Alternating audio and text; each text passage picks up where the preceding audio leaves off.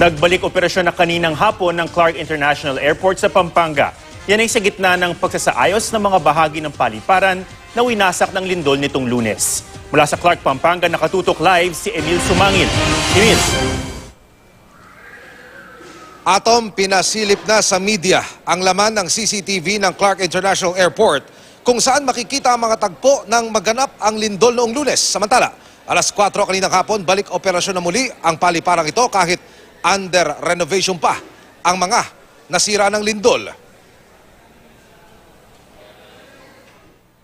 Nagmistulang duyan na inuugoy ang mga passenger check-in counter ng Clark International Airport nang tumama ang lindol Lunes ng hapon.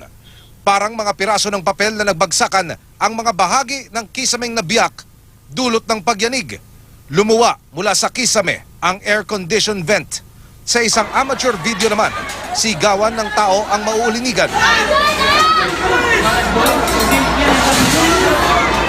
Sa pre-departure area para sa mga domestic passenger, gumulong sa flooring ang mga pasahero na nag-unahang makalabas. Sa final screening area naman, iniwan ng mga X-ray personnel ang kanilang mga poste at sumabay sa mga pasaherong nagmamadaling lumabas.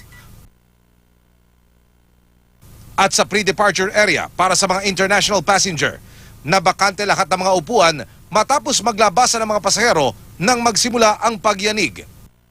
Nang tumigil ang lindol, ito na ang itsura sa loob ng paliparan na bahagi ng tinatawag na Terminal Expansion Building.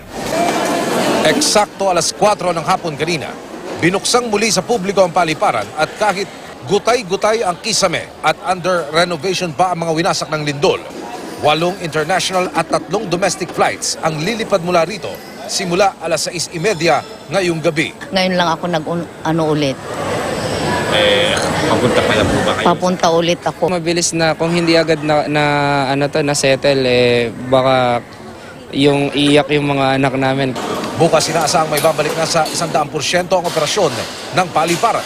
We reassessed from the runway to the terminal, everything is okay. Titingnan natin kung walang problema yung and we continue to endeavor to provide the best passenger experience.